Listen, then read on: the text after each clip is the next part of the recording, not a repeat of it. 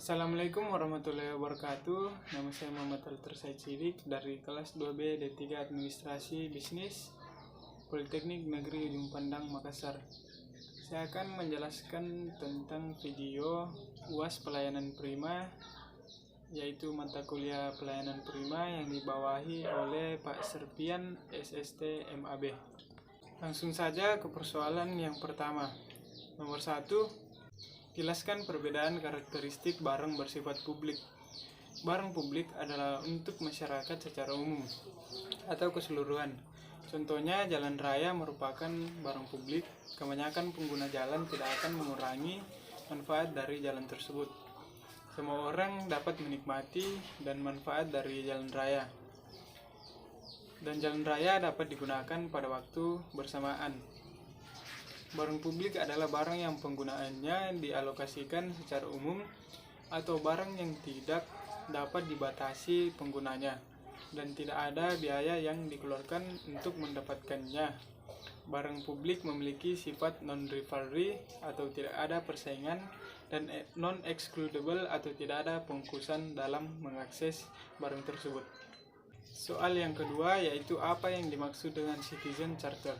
Citizen Charter adalah suatu pendekatan dalam penyelenggaraan pelayanan publik yang menempatkan pengguna layanan sebagai pusat perhatian. Artinya, kebutuhan dan kepentingan pengguna layanan harus menjadi pertimbangan utama dalam keseluruhan proses penyelenggaraan pelayanan publik.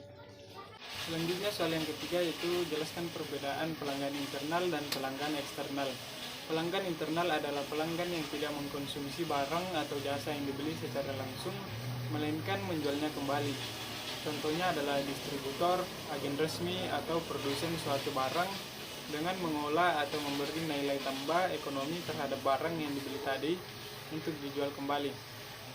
Sedangkan pelanggan eksternal adalah pelanggan yang secara langsung mengkonsumsi atau memanfaatkan barang atau jasa yang mereka beli.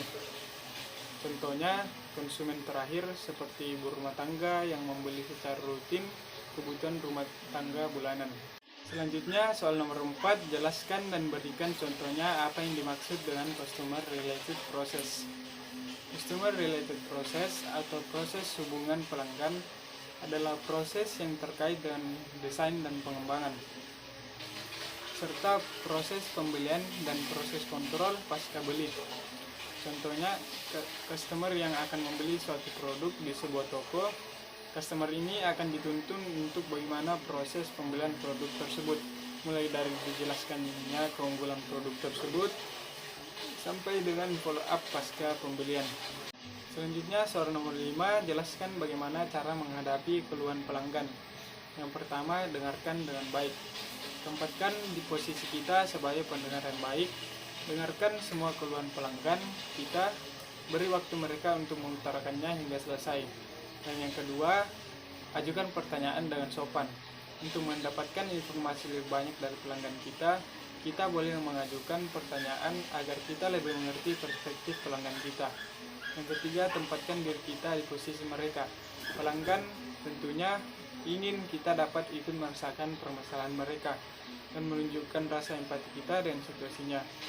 Kemudian memohon maaf saat pelanggan merasa kita memohon maaf dengan sungguh-sungguh, biasanya ini akan lebih menetralkan situasi. Dan yang kelima, tanyakan solusinya pada pelanggan.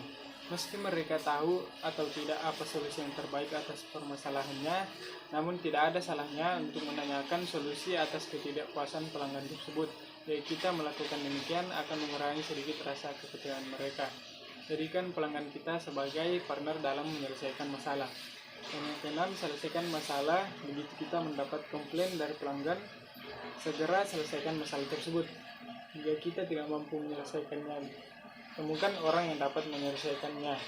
Jangan tunda pekerjaan ini, lakukan dengan segera agar pelanggan Anda tidak semakin kecewa. Selanjutnya, soal yang terakhir, jelaskan unsur-unsur pelayanan berdasarkan klasikal paradigma atau IHIP. Unsur-unsur pelayanan berdasarkan klasikal paradigma yang pertama yaitu intangibility. Jasa berbeda dengan barang. Barang bersifat nyata atau tangible, sedangkan jasa bersifat tidak nyata atau intangible. Yang kedua, heterogeneity. Suatu jasa bersifat heterogen atau variabel, terdapat banyak variasi bentuk, kualitas, dan jenis yang diberikan tergantung waktu, tempat, dan orang yang membuat jasa tersebut. Konsumen mungkin akan mendapatkan pelayanan yang berbeda di suatu waktu dengan waktu yang lain, atau banyaknya cara pelayanan yang dapat dinikmati pelanggan dengan kualitas yang berbeda. Dan kemudian inseparability, jasa berbeda dengan barang terlebih dahulu diproduksi atau dijual, baru kemudian dikonsumsi pada waktu bersamaan dengan waktu jasa tersebut dijual. Interaksi antar penyedia jasa dan pelanggan merupakan ciri khusus dalam pemasaran jasa, dan keduanya mempengaruhi hasil dari jasa tersebut. Yang keempat, perishability, artinya adalah komoditasnya itu tidak akan tahan lama, tidak dapat disimpan untuk pemakaian ulang atau dijual kembali maupun dikembalikan. Itu saja, sekian dari video saya. Kurang dan salahnya mohon dimaafkan. Wassalamualaikum warahmatullahi wabarakatuh, dan terima kasih.